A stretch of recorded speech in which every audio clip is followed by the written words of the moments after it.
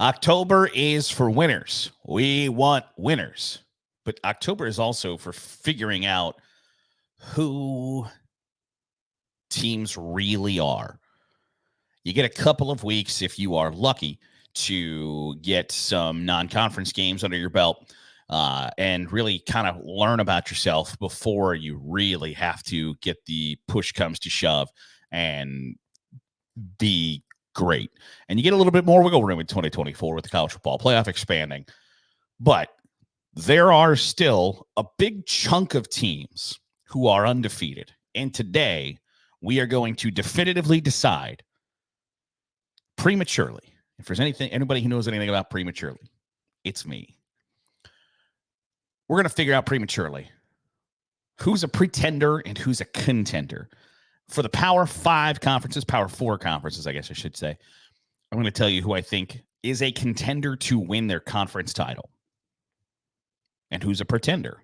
And in the group of 5, I'll tell you who is a contender to make the college football playoff and be that group of 5 representative and who are pretenders.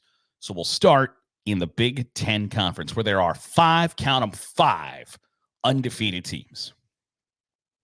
Ohio State, Oregon, Penn State, Rutgers are 4-0. Indiana is 5-0. I think 3 of them are contenders to win the conference crown. Ohio State and Oregon have been picked as contenders to win their conference titles since we started making predictions about the 2024 college football season. And I have seen nothing that would make me think that they aren't both still contenders for that crown. And joining them on that list, in my opinion, is Penn State. Penn State has scored 145 points, given up 46. Did they have a narrow win over Bowling Green? Yes. But I think Penn State knows who they are and what they are. And that's a nice thing to be equipped with as you really start to warm up the conference slate. The pretenders are Indiana and Rutgers. And I think Indiana and Rutgers have a lot to be excited about because nobody in the Big Ten has scored more points thus far than the Indiana Hoosiers. Now, also, they're one of like 3 teams in the conference to have played 5 games. But nobody's scored more points than IU. But this year ain't their year.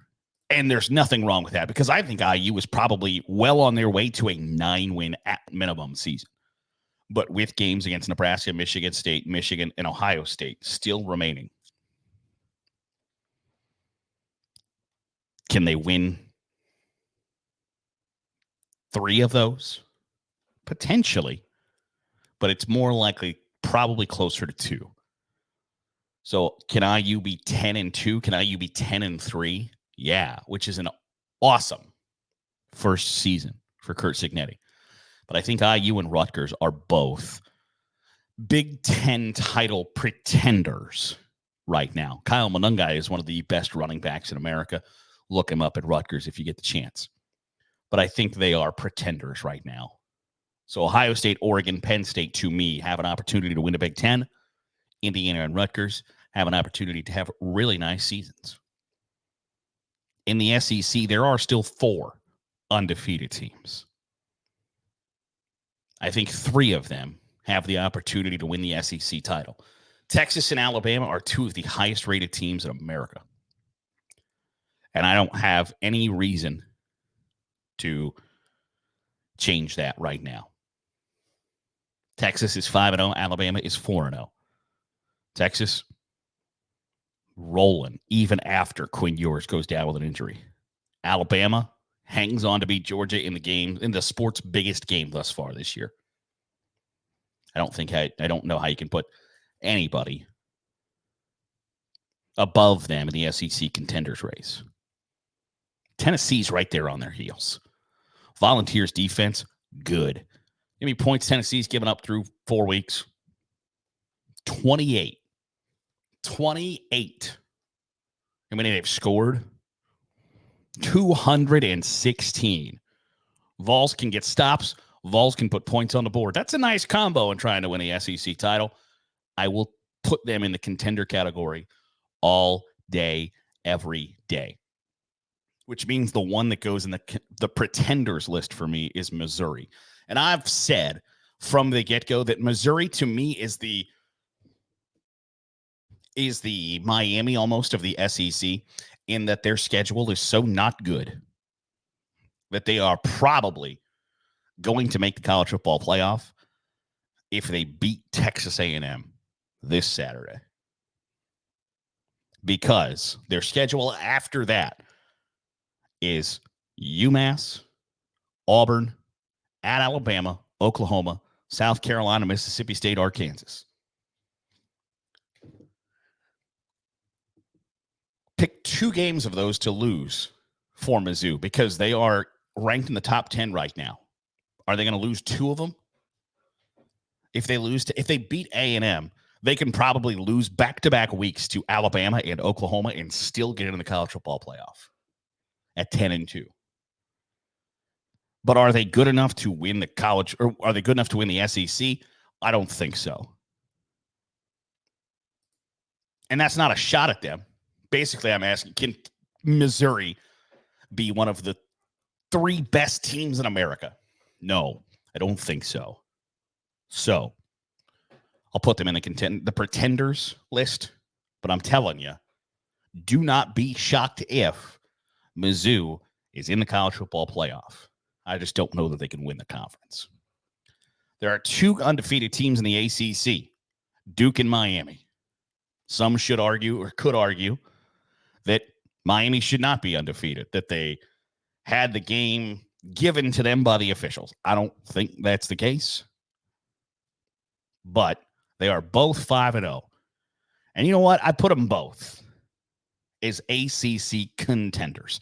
I think there are realistically 4 schools who can win the ACC at this point: Clemson, Duke, Miami, and Boston College.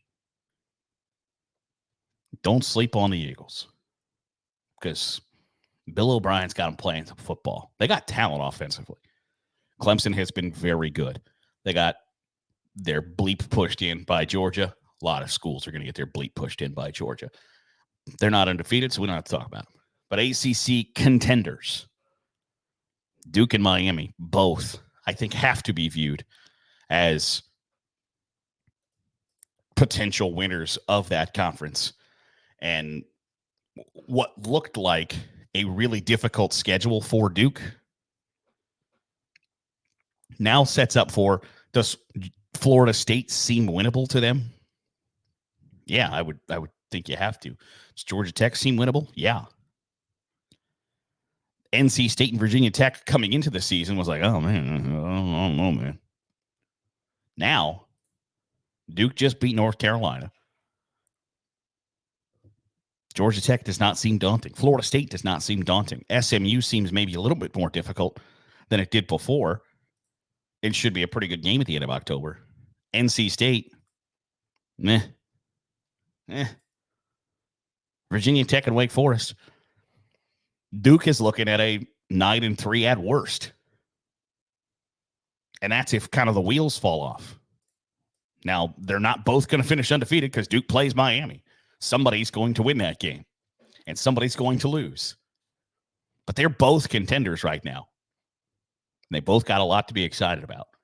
In the Big 12, there are 2 more undefeated teams. One is 5-0, one is 4-0, and both are contenders.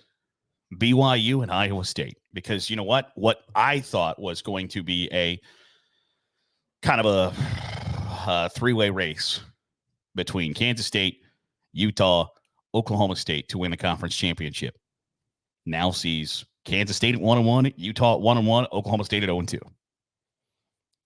Colorado's 2-0, BYU's 2-0, Texas Tech is 2-0 in conference play. Iowa State's 4-0.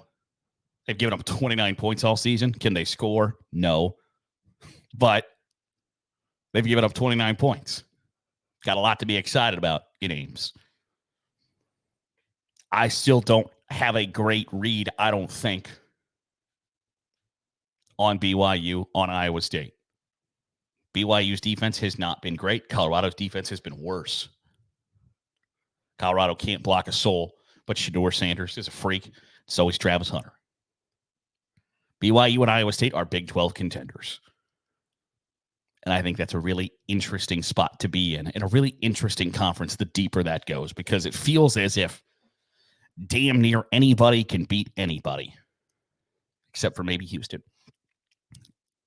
And anybody can lose to anybody, which makes that fun, wild, unpredictable, but also means that parity is going to shrink some college football playoff spots, which is probably not going to be a popular spot for a bunch of, like, there's going to be a lot of like, hey, Cincinnati, could you not beat Colorado? It would be a big help to us. You can't say that. There are a lot of people thinking it. In the group of 5, we're not going to talk necessarily about conference championship contenders as much as group of 5 playoff team contenders. There are 5 group of 5 teams still undefeated. Liberty, UNLV, James Madison, Army, and Navy are all 4-0. And so I think 3 of them are legitimate, like, hey, we can be the representative, because I think 2 of them are set up pretty nicely to see not a ton of competition through their conference slate that would make you think, I don't know, man. I don't see how they lose. The first one to me is Liberty. Liberty would have been the group of 5 representative last year. You look at their schedule, their game against Appalachian State, which might have been potentially their best resume builder, gets canceled because of Hurricane Helene.